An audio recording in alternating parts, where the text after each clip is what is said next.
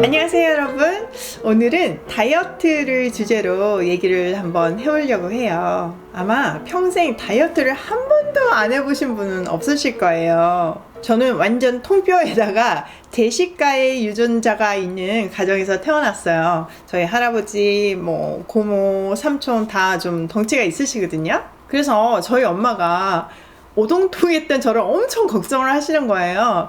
그래서 어릴 때부터 다이어트에 스트레스가 좀 있었던 것 같아요. 대학을 입학하고 나서 미친 듯이 살을 뺐어요. 그때는 무조건 말라야 한다는 생각에 진짜 엄청 굶었던 것 같아요. 열심히 노력한 결과 세상에나 43kg까지 뺐어요. 지금 생각해보면 너무 웃긴데요. 근데 그렇게 말랐는데도 제가 마른 줄을 모르고 계속 굶으면서 다이어트를 하는 거예요. 대학 4년 내내 진짜 엄청 굶었던 기억밖에 안 나는데, 문제는 빵을 너무 좋아하니까 빵을 끼고 산 거죠. 그러니까 잘못된 다이어트 상식을 가지고 잘못된 다이어트를 하면서 엄하게 그냥 굶기만 한 거죠. 그리고 대학 졸업과 함께 결혼하고 미국을 갔어요. 근데 미국을 가니까 사람들이 되게 덩치가 있는 거예요.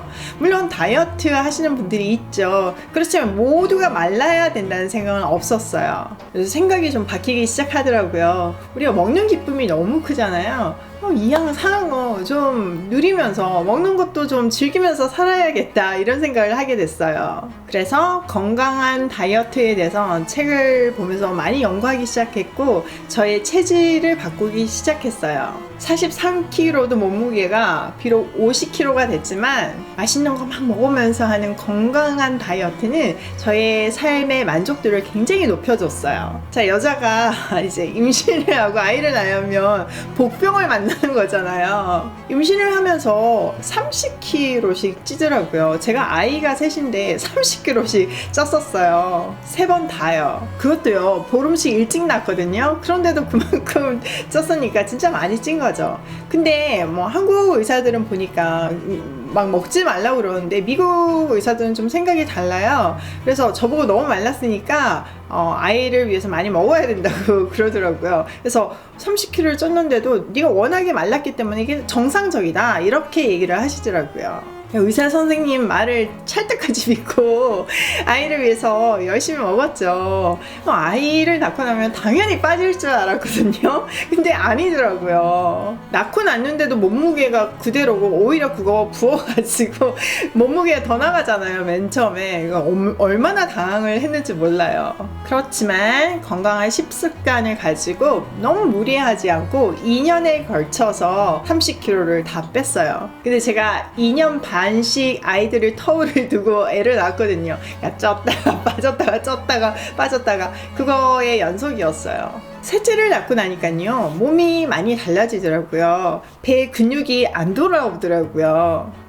배도 출렁거리고 살도 트고, 애기 낳으신 분들은 다 아시죠? 근데 그게 저한테는 스트레스가 된 게 아니라 제가 아이 셋을 얻었잖아요. 이게 훈장같이 느껴지는 거예요. 그러니까 우리가 어떤 팩트에 대해서 생각을 어떻게 전환시키냐에 따라서 우리의 모습과 우리의 미와 우리의 식습관에 굉장히 많은 변화를 가지고 오고 만족감을 줘요. 제가 벌써 나이가 49이더라고요. 이제 50이 다가오잖아요. 근데 저는 나이에 스트레스 받지 않아요. 그거를 즐겨요. 제가 언제 이렇게 늙어보겠어요.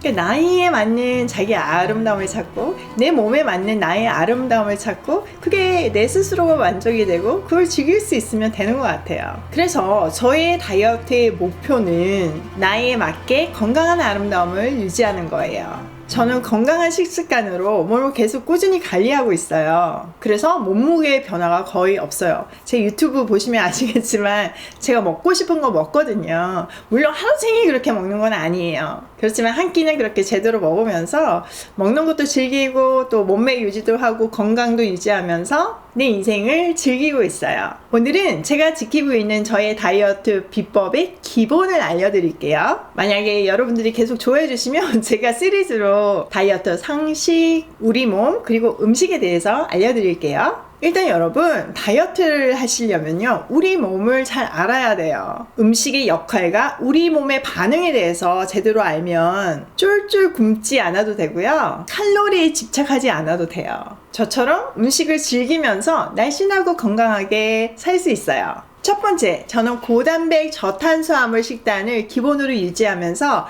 지방을 이용하고 있어요. 우리 몸의 주 에너지는요, 탄수화물과 지방이에요. 그리고 단백질은요, 비상에너지의 개념이에요. 우리가 탄수화물 중심의 식습관을 가지고 있으면요, 우리 몸은요, 탄수화물을 주로 사용하는 몸이 돼요. 그렇게 되면 비만 호르몬인 인슐린이 분비되면서 지방은 에너지로 사용되지 못하고 몸에 쌓이게 되는 거예요. 또 에너지로 쓰고 남은 탄수화물도요, 지방으로 전환돼서 몸에 남게 돼요. 그러니까 탄수화물을 많이 먹으면 살이 찌기 쉬운 몸이 되는 거죠. 반면에 지방을 충분히 섭취해주면요, 인슐린 분비가 줄어들고 지방을 주 원료로 사용하는 몸으로 변하게 돼요. 이때 음식으로 섭취되는 지방뿐만 아니라 우리 몸에 뱃살, 허벅지살, 지방이 많잖아요. 그런 것들을 에너지로 사용하는 거죠. 그래서 살이 빠지는 거예요. 또 하나는요, 탄수화물은 에너지로만 사용이 되고요, 심지어는 우리 몸에서 어느 정도는 생성이 가능해요. 그러니까 딱 필요한 만큼만 먹어야 되고, 되도록이면 적게 먹어야 되는 거죠. 반면에 지방은요, 에너지로도 사용되지만 세포와 호르몬을 생성하는데 사용돼요. 두뇌를 발달시키고 콜레스테롤을 낮추기도 해요. 그러니까 꼭 섭취해줘야 되고요. 저탄수화물 식단에서는 지방의 비중이 굉장히 중요한 거죠. 근데 물론 아무 지방이나 먹으면 안 돼요. 좋은 지방을 섭취해줘야 되는데요. 대표적인 거가 올리브오일, 들기름, 등푸른 생선 이런 것들이죠.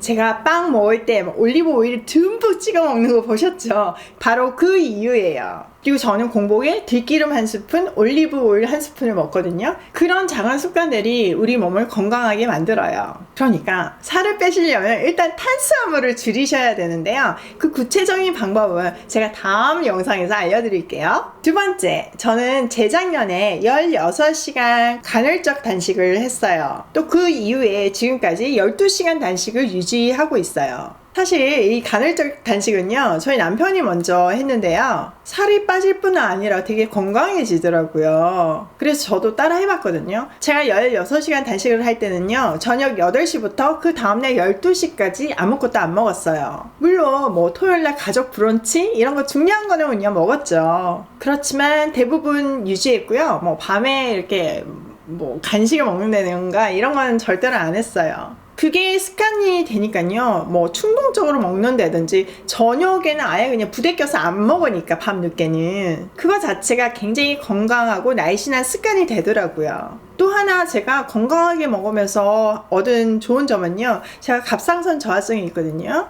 근데 그게 조금씩 좋아지더라고요. 그리고 일단 밤 늦게 안 먹으면요, 붓기, 숙면 이런 것들이 보장이 되니까 훨씬 건강할 수 있어요. 16시간이 어렵다면 12시간도 괜찮은데요. 중요한 거는 밤 늦게 먹으시면 안 돼요. 저녁 8시 이후에는 안 먹겠다, 이렇게 철칙을 정하시면 그 순간부터 날씬해지실 거예요. 근데 그게 지켜지니까 진짜 건강한 습관이 돼가지고 하나도 힘들지 않을 뿐더러 오히려 그걸 깼을 때 밤 늦게 뭔가를 먹으면 부대끼는 거죠. 그러니까 점점 억지로 참는 거가 아니고요, 그냥 몸에 안 좋은 거는 안 하게 되니까 이게 즐거운 거예요.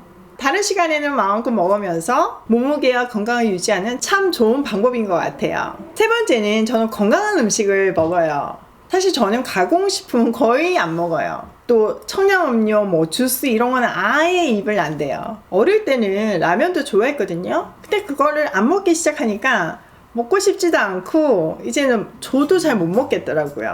그리고 저탄고지 식단을 유지하면서 제가 국수를 엄청 좋아했는데 그것도 식성이 바뀌었어요. 우리 막내 보시면 아시겠지만 알리오 올리오 맨날 먹고 잔치국수 좋아하고 그런 게 저의 식습관이었는데 어느 순간부터 바뀌기 시작하더라고요. 물론 여전히 빵은 좋아하거든요. 그래서 제가 탄수화물 섭취로 유지하는 거가 빵이에요. 국수나 라면, 가공식품 이런 것들은 처음에는 억지로 안 먹었지만 점점점 몸이 변하고 입맛이 변해서 먹어도 맛이 없어지더라고요. 이렇게 살 안 찌는 체질이 만들어진 거죠. 그리고 저는 잠을 푹 자요. 야식을 안 먹으니까요. 일단 숙면을 취할 수 있어요. 그리고 워낙 바쁘고 활동량이 많으니까 피곤하니까 일단 누우면 잠이 들고요. 사실 제가 시간을 많이 자는 편은 아니거든요. 근데 깊이 있게 자니까 피곤감이 전혀 없어요. 그리고 5번째는 스트레스를 잘 안 받아요. 여러분, 스트레스가 다이어트에 강한 적인 거 아세요? 저는 긍정적으로 세상을 보고 또 작은 것에도 감사하는 습관을 가졌어요. 그러다 보니까 스트레스를 별로 안 받는 거예요. 스트레스가 감사로 변하더라고요. 사실 이거는 종교의 영향이 커요. 저는 크리스찬인데요. 매일 새벽에 기도와 묵상을 해요. 일단 매일 아침에 좋은 말씀으로 마음을 씻어내고 나니까요, 좋은 생각을 자꾸 할 수 있게 되고 또 감사할 수 있게 되더라고요. 화도 거의 안 내고요. 그리고 또 하나는요, 제가 요리하는 거 보시면 아시겠지만 엄청 뭔가를 빨리 해요. 남들보다 걷는 속도도 거의 2배고요. 요리도 진짜 빨리 하고 뭐든지 빨리 하는 것 같아요. 그러니까 제가 특별히 뭔가를 운동을 안 해도 운동량이 꽤 되는 것 같아요. 솔직히 제가 운동을 좀 안 해서 지금 운동하는 게 목표거든요. 그런데도 생활 속에서 운동량이 어느 정도는 되는 것 같아요. 자, 이게 제가 살 안 찌는 체질을 만드는 방법이에요.